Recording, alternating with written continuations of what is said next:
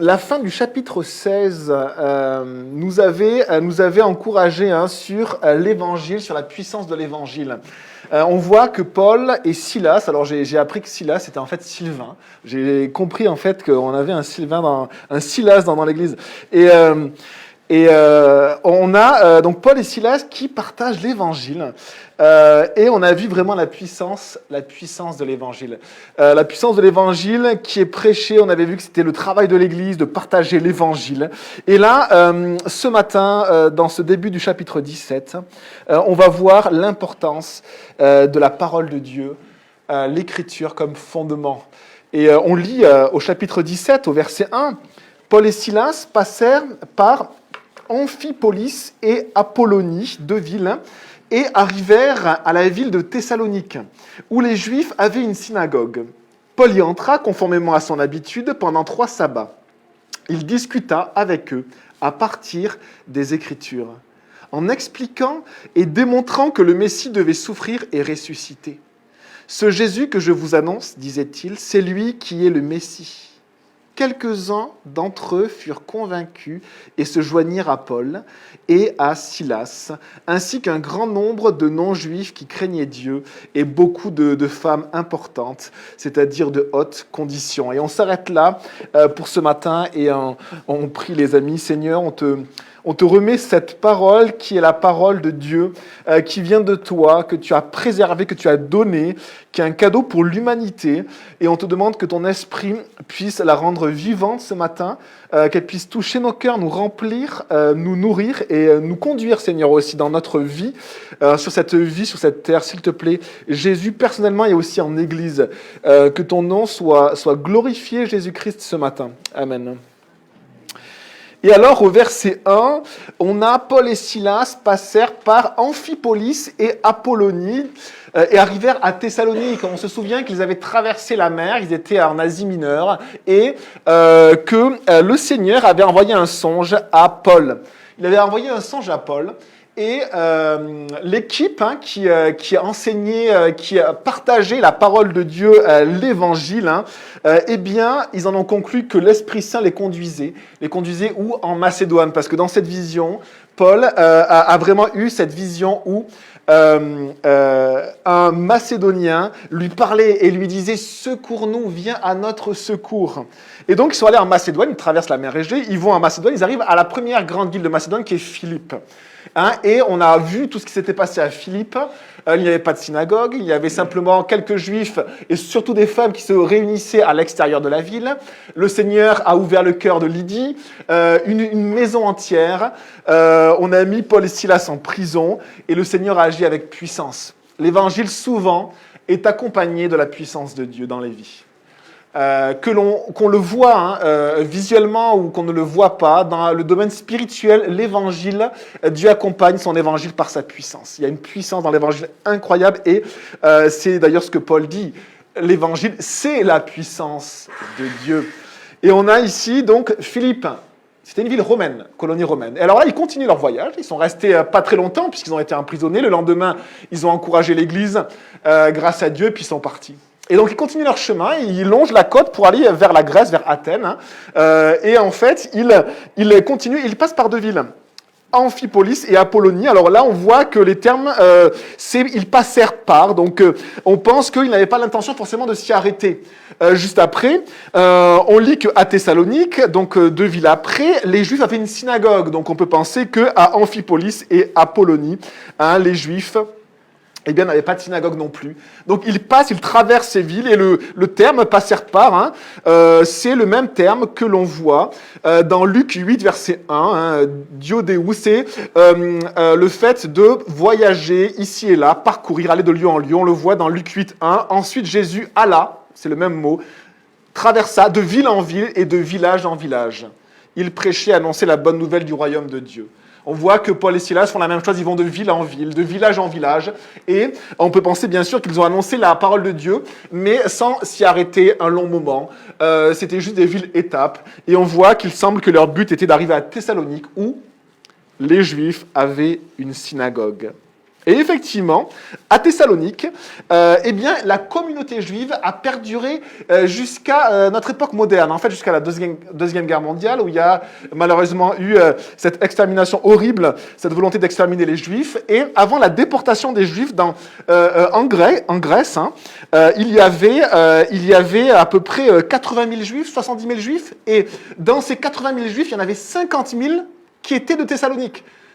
Et c'était la moitié de la population de Thessalonique. Donc, on peut penser vraiment que cette communauté juive, hein, eh bien, qui a perduré jusqu'au début du XXe siècle, était une communauté qui était importante et sûrement aussi conservatrice, hein, puisqu'elle a pu perdurer pendant toutes ces générations.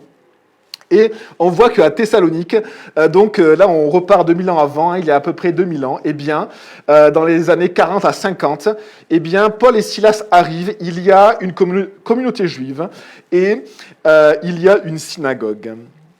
Et alors, Paul, verset 2, y entra. Paul y entra conformément à son habitude.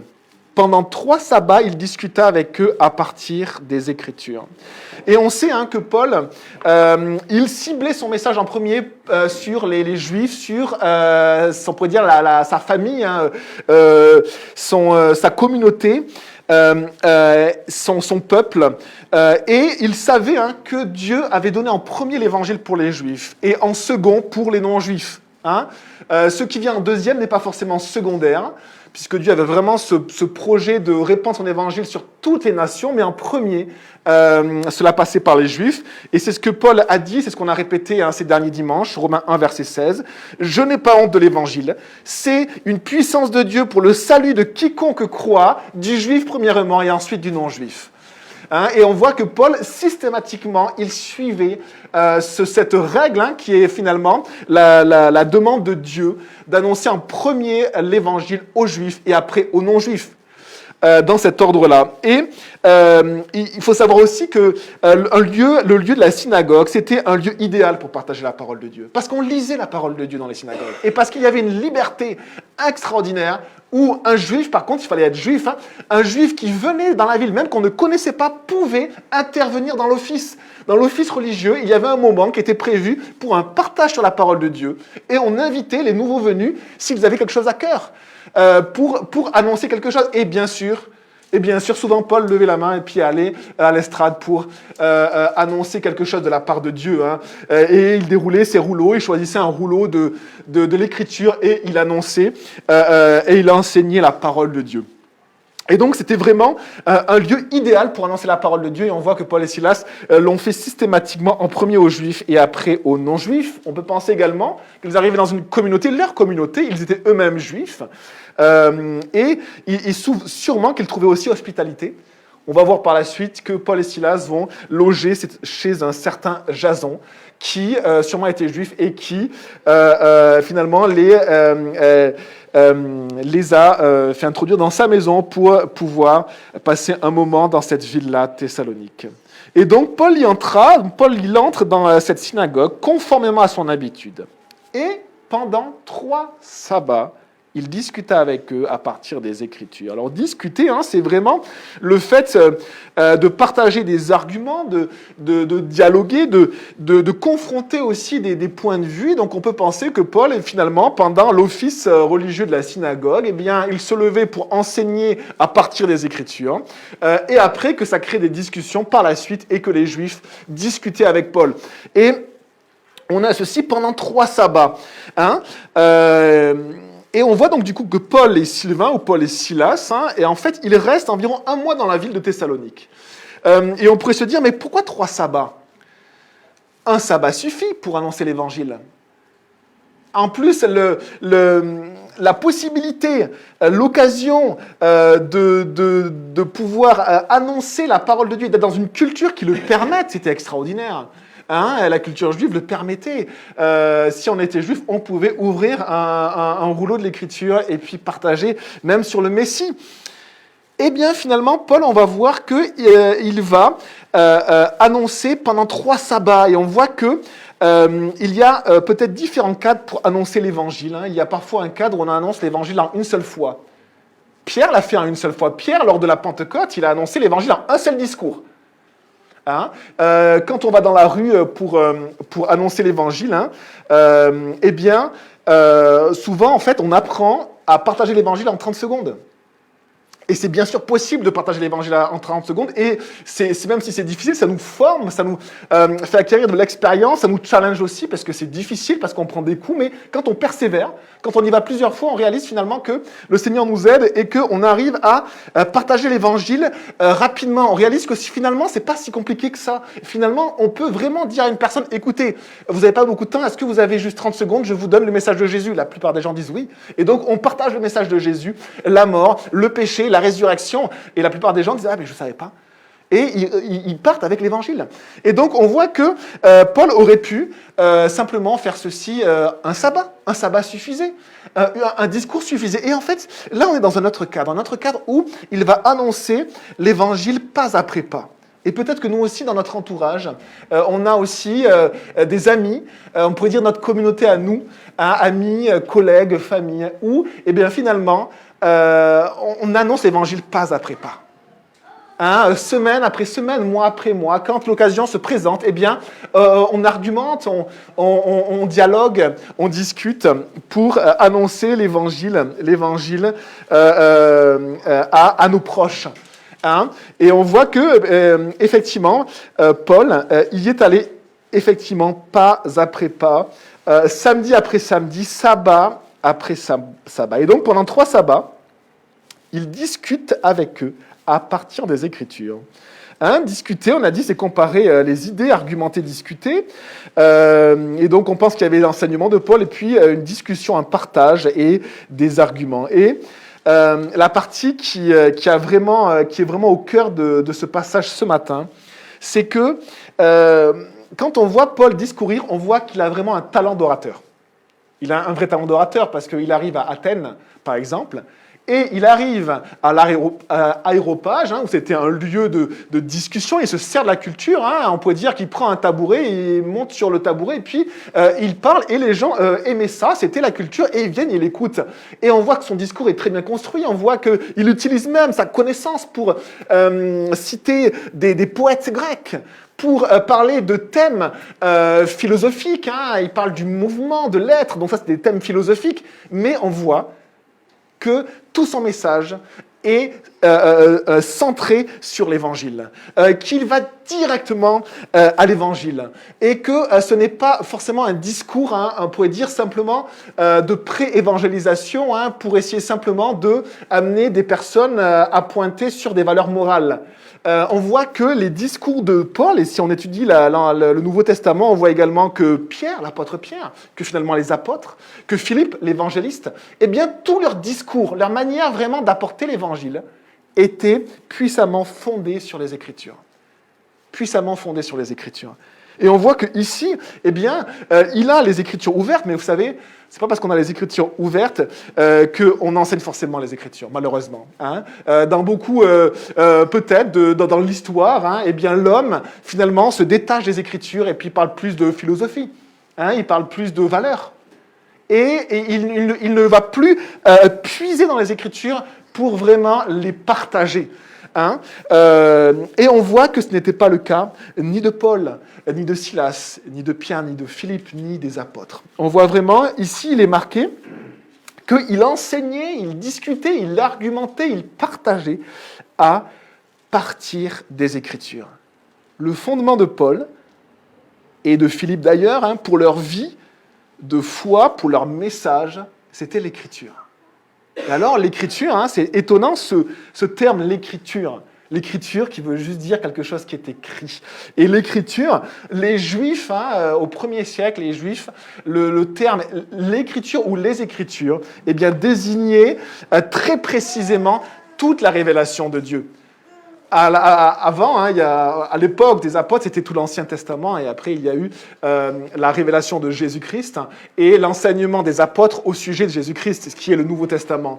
Et les Écritures désignaient très très clairement toute la parole de Dieu, et à l'époque l'Ancien Testament. Et on pourrait se dire, mais pourquoi ce terme Écriture? Alors en recherchant dans la Bible, c'est vraiment beau parce que dans l'Ancien Testament, il y a très très peu de fois où il est marqué l'Écriture, quasiment pas. C'est pas ce terme-là, la plupart du temps, qui désigne la parole de Dieu. Ça sera plutôt la parole de l'Éternel, la parole du Seigneur, la parole de Dieu. Mais il y a comme un fondement, une fondation à ce terme-là qui est tellement biblique et qui vient tellement de Dieu, l'Écriture, les Écritures. Et on le trouve dans Exode. Exode 32, verset 16.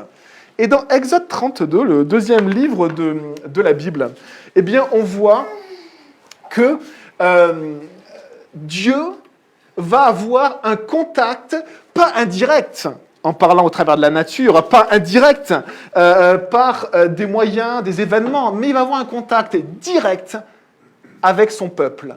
Il va avoir même parmi son peuple un contact direct et face à face avec un homme qui s'appelle Moïse.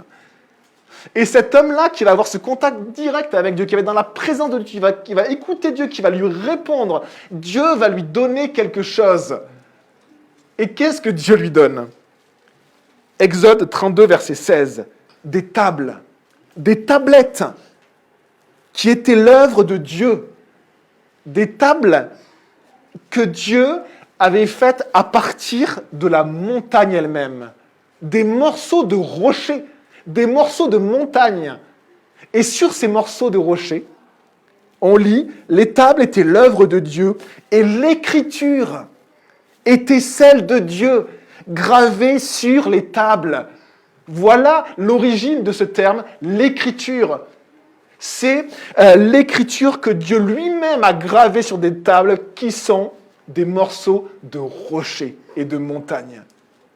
Et on voit à quel point ce terme est un terme qui est biblique, qui vient de Dieu. Et il y a deux choses dans ce verset-là. Il y a le support et il y a le contenu. Le support, on voit que c'était des tables qui étaient faites de rochers, et on voit que c'est Dieu lui-même qui crée le support. Et vous savez que dans l'histoire des hommes, constamment, l'homme est en train de critiquer le support. Il est en train de dire c'est impossible que ce qui est marqué dans la Bible soit la vérité. Parce que nous, on sait que l'homme descend du singe et on sait que l'homme, pendant des millions d'années, avait juste des outils comme des flèches en bout d'os. Et l'homme, en fait, est constamment en train de démonter, si vous voulez, le support. Un théologien a dit, vous savez, dans ces derniers temps, les passages qui vont être le plus attaqués, les premiers chapitres de la Genèse. La création de l'homme et de la femme. Et si vous n'êtes pas d'accord, eh bien, pensez juste à l'orientation morale de notre société actuelle.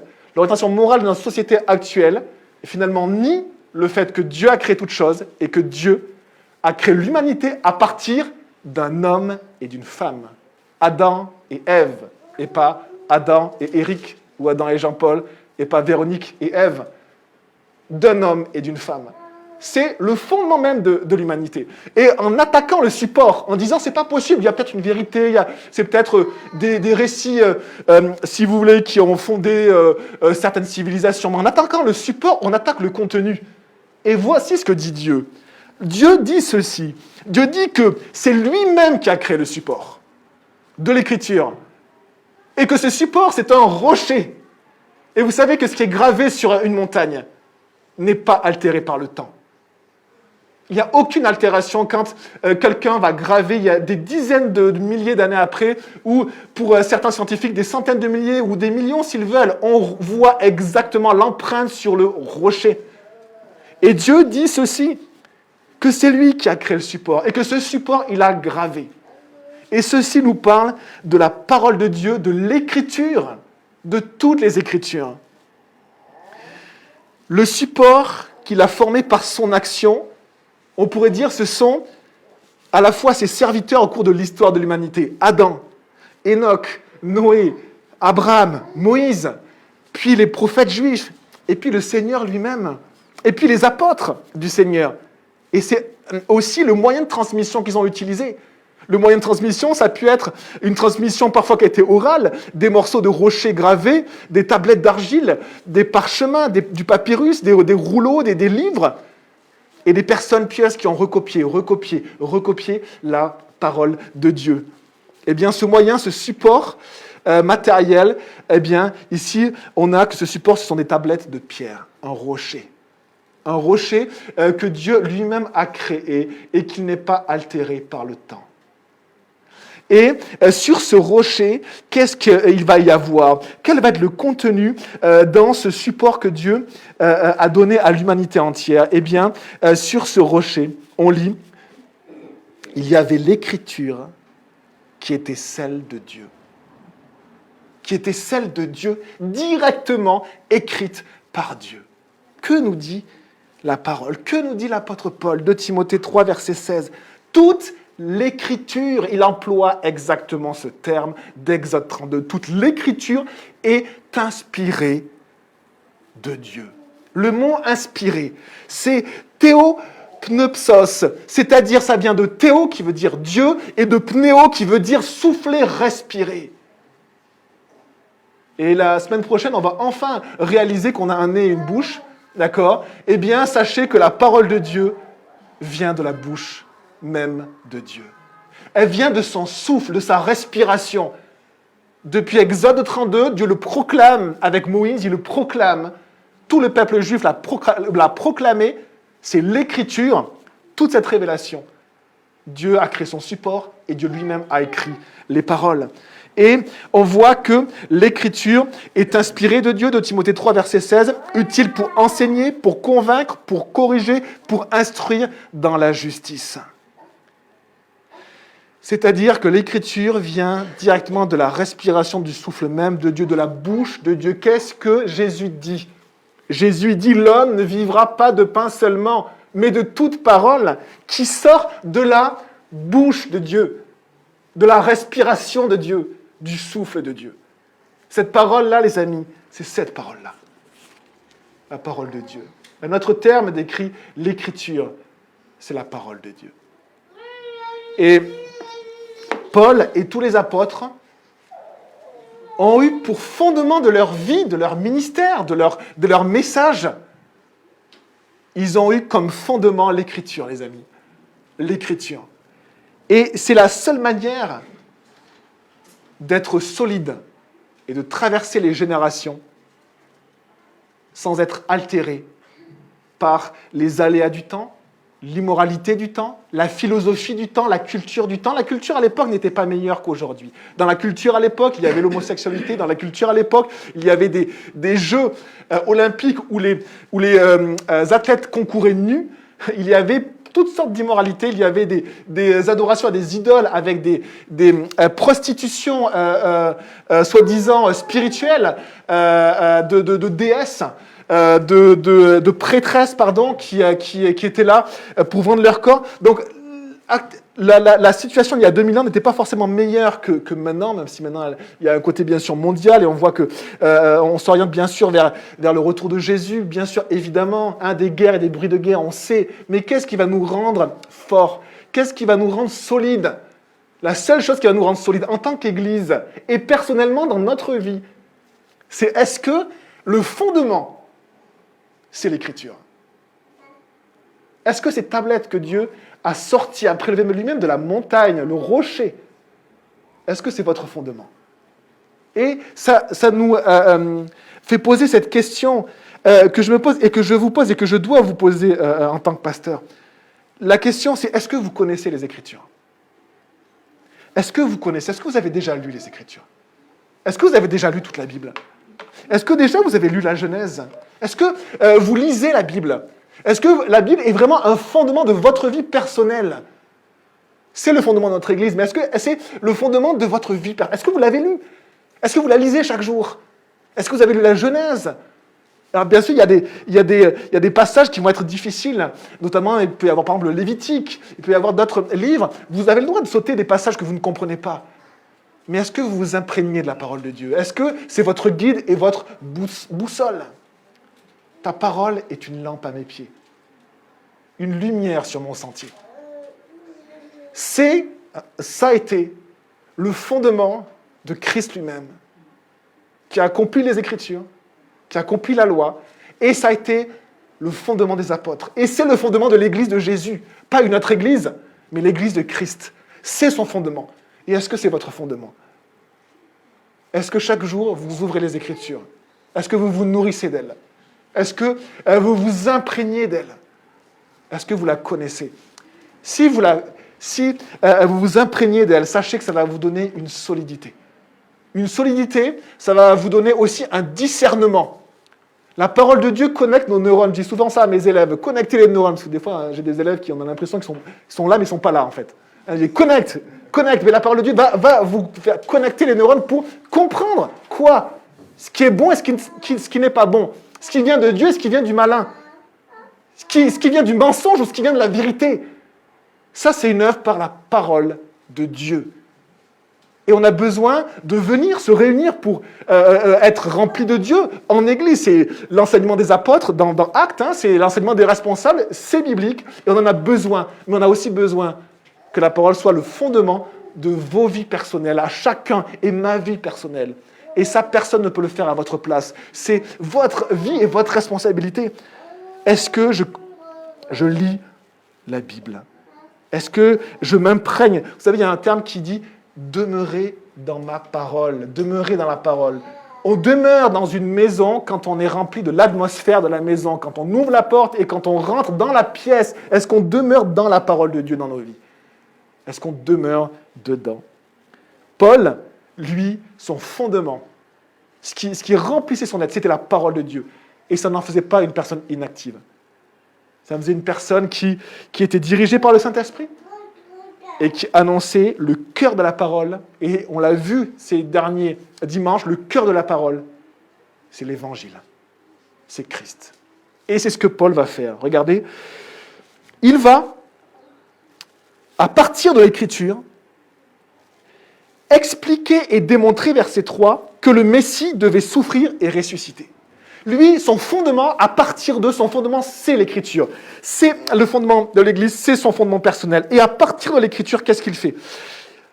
Il explique, il démontre que le Messie devait souffrir et ressusciter. Il va au cœur de l'Écriture. Et plus on va lire la parole de Dieu, plus on va comprendre la parole de Dieu. Il y a toujours des choses qu'on ne comprendra pas, mais on comprendra toujours des petites bribes, toujours des choses. Et on va progresser dans juste notre compréhension de la parole et dans le fait d'apprendre à se nourrir d'elle. Et plus on va le faire, plus on va voir que le centre de toute la parole, c'est l'annonce depuis les premiers chapitres de la Genèse qu'un jour, quelqu'un allait briser la tête du serpent. Et celui qui va briser la tête du serpent, qui pourrit notre vie aujourd'hui, eh bien c'est Christ. Annoncé par tous les prophètes, révélé dans le Nouveau Testament. C'est Christ. Et que fait Paul? Paul, il creuse, il connaît la loi, mais avant il avait un voile devant lui. Il ne saisissait pas ce que signifiaient toutes ces prophéties. Jésus s'est révélé à lui. Et à un moment donné, ce voile se lève, et il comprend, il approfondit, l'Esprit lui montre et il partage le cœur de la parole. Le Messie, et là il ne parle pas de Jésus, le Messie des Juifs, ils attendaient le Messie, eh bien il montre dans les Écritures, Ésaïe 53, mais aussi Zacharie, mais aussi d'autres textes, comme les psaumes d'ailleurs de David, que le Messie, il devait souffrir et il devait ressusciter. Tu n'abandonneras pas ton Messie, ton Messie, en décomposition, dans un psaume. C'est-à-dire que ton Messie, il va mourir, mais tu ne l'abandonneras pas dans la mort. C'était des prophéties. Et Paul, il est là et il explique. Samedi après samedi, pendant 3 samedis, que ces textes des Écritures concernent le Messie. Mais regardez comment il finit. Ce Jésus que je vous annonce, c'est lui qui est le Messie. Celui qui est annoncé dans toute l'Écriture, il va dire « Je l'ai rencontré ». C'est Jésus. Et il va pouvoir dire à Jérusalem, et dans beaucoup de communautés juives, et dans beaucoup de communautés maintenant chrétiennes, il y a 2000 ans, il va pouvoir dire « Il y a des témoins qui ont passé du temps avec Jésus, qui ont vu Jésus, qui ont vu Jésus souffrir, qui ont vu Jésus mort, qui ont vu même Jésus, le corps de Jésus mettre en terre. Ce n'était pas en terre, mais c'était au tombeau. Et qui ont vu Jésus ressusciter. Et que fait Paul? À partir des Écritures, il parle de Christ, de Jésus, celui que Dieu a désigné, celui que Dieu a envoyé, celui qui est mort et que Dieu a ressuscité. Jésus-Christ, le Messie. Romains 10, verset 17 nous dit ceci. Ainsi, la foi vient de ce qu'on entend, et ce qu'on entend vient de la parole de Christ. Paul annonçait la parole de Christ. Et on peut se dire, à partir des Écritures, et on peut se dire, pourquoi annonçait-il la parole de Christ ?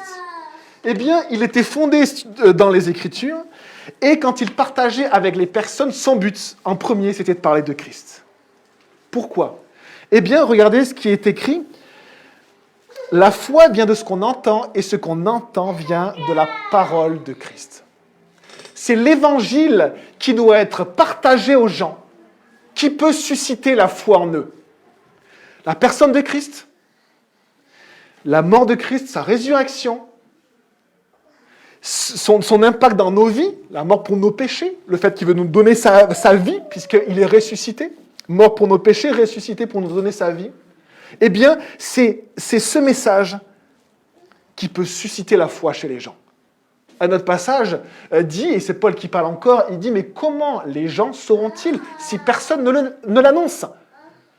Et il continue en disant, mais comment l'annoncer ? Si personne ne prêche la parole de Dieu, et comment prêcher la parole de Dieu si personne n'est envoyé ? On voit que c'est par le Saint-Esprit que tout ça se fait. Mais on voit que Paul était centré sur la parole de Christ parce que c'est elle qui suscite la foi. Et c'est donc nous, en tant que chrétiens, en tant qu'Église aussi, c'est notre message que nous annonçons autour de nous. Nous annonçons le message de Christ. Nous l'annonçons sur nos vitres, nous l'annonçons sur le petit tableau noir, nous l'annonçons quand nous allons dans la rue, nous l'annonçons dans nos familles, nous l'annonçons auprès de nos amis, auprès de nos collègues, nous l'annonçons. Et c'est pour ça que Paul n'a de cesse de diriger ses discours, ses enseignements, son argumentation sur Christ, sur Jésus. Jésus, le Messie de Dieu. Parce que c'est en acceptant Christ comme le Messie et le roi, et les apôtres aimaient l'appeler Seigneur. Et nous, on aime aussi l'appeler Seigneur, le roi. C'est en acceptant Christ que nous recevons le pardon des péchés, que nous devenons enfants de Dieu, que nous recevons l'esprit d'adoption, que le voile qui est sur nos yeux, parce qu'on ne comprend pas la Bible, s'enlève petit à petit. C'est en Christ que tout cela se fait. Et Paul prêchait Christ, le centre de la parole de Dieu. On voit dans l'évangile de Jean, l'apôtre Jean, qui va vivre avec Jésus, eh bien, dans son évangile, un des buts de son évangile, c'est de cibler sur la nécessité de croire en Christ et en Christ seul. Il va dire ceci, il rapporte des paroles de Jésus. Jésus a dit, celui qui croit en moi, il croit non pas en moi, mais en celui qui m'a envoyé. Parce que celui qui croit en Jésus croit en Dieu. Comment croire en Dieu ? Crois en Jésus. Comment aller à Dieu ? Va à Jésus. Une autre parole de Jésus, en vérité, je vous le dis, celui qui croit en moi a la vie éternelle. Celui qui croit en Jésus a la vie éternelle. Celui qui croit en moi, des fleuves d'eau vive, couleront de son ventre, comme dit l'Écriture, c'est-à-dire de son être. Il y a des fleuves spirituels qui coulent, c'est le Saint-Esprit. Celui qui croit en Jésus reçoit le Saint-Esprit. Celui qui croit en moi vivra quand même il serait mort. Celui qui croit en Christ a la vie. Et la vie de Christ, c'est la vie aujourd'hui et c'est la vie après la mort. Elle continue après la mort, la vie éternelle. Et Paul centrait son message sur Christ. Celui qui croit au Fils de Dieu, Jean dira dans une lettre, a ce témoignage en lui-même. Celui qui ne croit pas Dieu le fait menteur. Ça veut dire que Dieu désigne Jésus. Et celui qui ne croit pas Jésus, finalement, ne croit pas la personne que Dieu désigne. Donc il ne croit pas Dieu. Et on voit qu'il y a quelque chose de central en Christ. Quand on accepte Christ ou quand on refuse Christ. Et on va voir qu'à Thessalonique, un grand nombre de Juifs vont refuser Christ. Et peut-être que c'est ce qui a fait que cette communauté qui va devenir un peu résistante contre la nouvelle doctrine de Christ, elle va devenir très conservatrice, et peut-être que c'est un des faits qui a fondé un petit peu son identité à Thessalonique, puisqu'elle va devenir la communauté la plus importante de Grèce pendant quasiment 2000 ans. Quand on n'accepte pas Christ, on fait Dieu menteur. On dit Dieu, non, ce que tu dis, ce n'est pas vrai. Jésus n'est pas le Fils de Dieu. Et donc c'est tellement crucial, mais on va voir que beaucoup de Juifs vont accepter la parole de Paul, la parole de Christ, et que beaucoup d'autres personnes également. Et on voit ceci, verset 4, l'impact de son enseignement. Quelques-uns d'entre eux furent convaincus et se joignirent à Paul et à Silas, ainsi qu'un grand nombre de non-juifs qui craignaient Dieu, et beaucoup de femmes de haute importance, de haute stature, c'est-à-dire qu'il y avait une catégorie sociale élevée de haute condition. Et alors on voit qu'il y a juste quelques-uns des Juifs, alors que la communauté peut-être était sûrement importante, juste quelques Juifs qui vont accepter Christ. Et d'ailleurs, ils vont vivre, on peut penser, des oppositions et des persécutions de la part de leur propre communauté. Et il y a beaucoup de gens qui venaient à la synagogue, qui n'étaient pas juifs, on appelait ces personnes des craignants de Dieu, qui vont l'accepter beaucoup. Et beaucoup de personnes dans les hautes sphères de la société aussi, qui recherchaient Dieu et qui vont donner leur vie à Christ. Et là, on n'aura pas le temps ce matin, mais on voit l'importance des femmes aussi dans la transmission de l'Évangile. On voit que souvent, ce sont les femmes qui amènent leur famille à Christ, les femmes qui amènent leur mari à Christ. On le voit là, beaucoup de femmes. Comme Lydie. Lydie, c'est à Philippe, c'était cette femme qui a amené l'Évangile dans toute sa maison. Et on voit notamment à Aquilas et Priscilla, et on voit ce rôle incroyable des femmes qui amènent souvent l'évangile dans leur propre maison. Que ça vous encourage, mes sœurs, pour continuer à amener l'évangile dans votre maison. Et alors, on a fini sur cet enseignement ce matin, mais je vais juste finir par un texte de l'épître aux Thessaloniciens. Thessalonique. Eh bien, Paul, il va passer ce mois à Thessalonique. On va voir la prochaine fois comment ça va finir. Ça va finir moyen, mais il va y avoir une église. Et de cette prédication de l'évangile, de ce fondement que Paul avait sur les Écritures, eh bien, il est né une église. Il n'y avait pas d'église avant. Il est né une église, un groupe de personnes qui croient en Christ, qui se retrouvent. Une petite église, comme ici, comme La Rochelle, comme ailleurs, une petite église qui se retrouve, fondée sur la parole de Dieu, qui est simplement essayer de vivre ce que le Seigneur lui demande. Et je vous lis ce passage qui est vraiment comme presque lié à son passage, Paul. 1 Thessaloniciens, chapitre 2. 1 Thessaloniciens, chapitre 2, et au verset 13.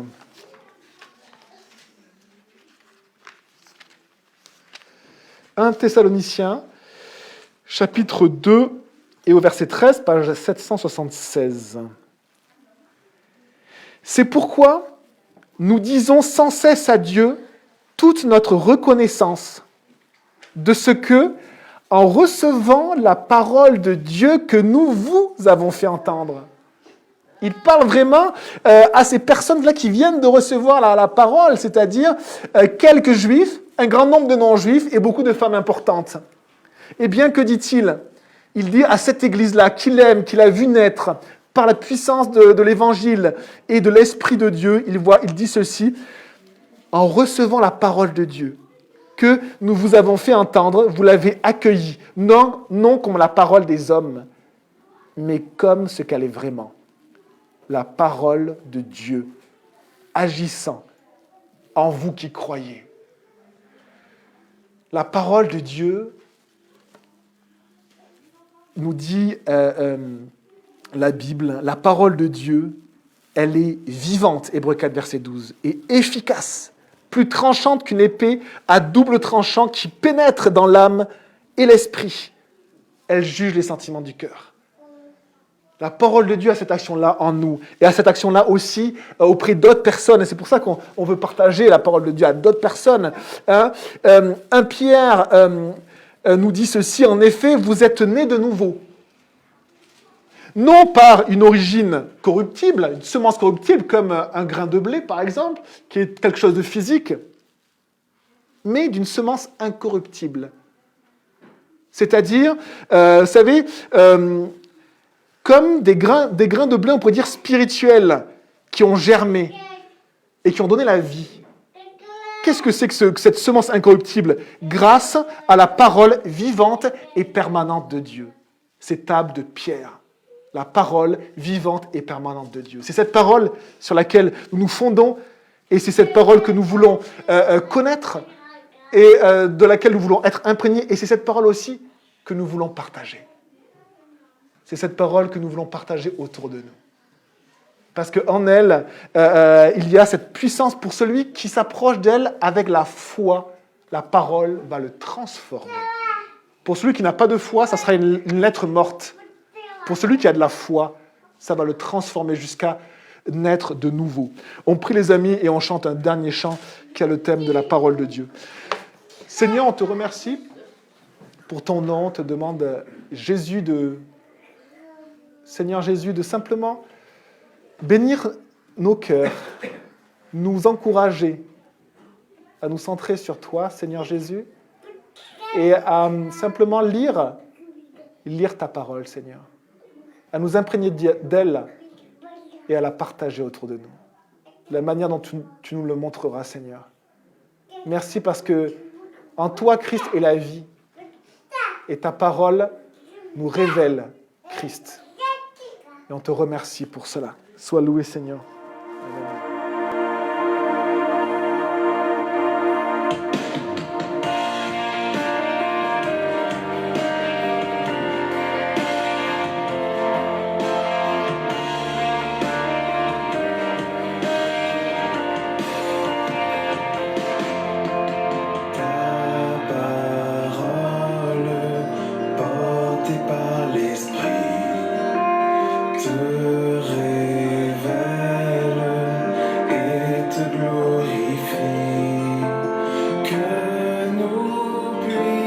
Entendre et comprendre, ouvre nos yeux pour te contempler. Quel sublime trésor, plus précieux que l'or, tes paroles de vie éternelle.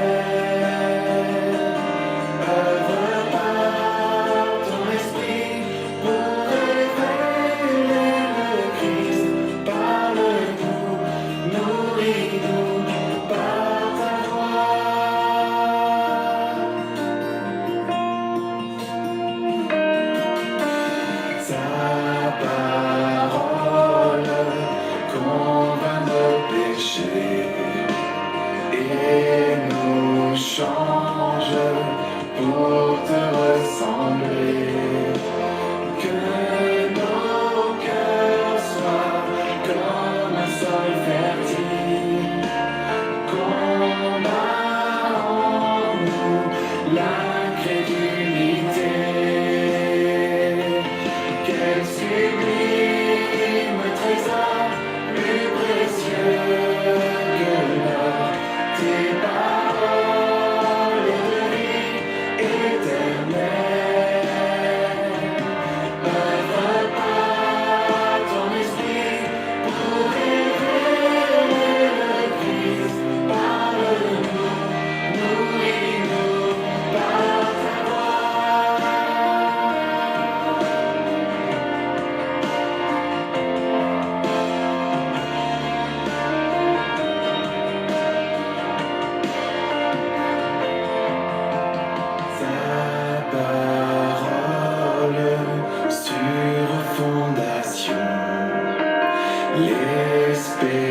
l'espérance des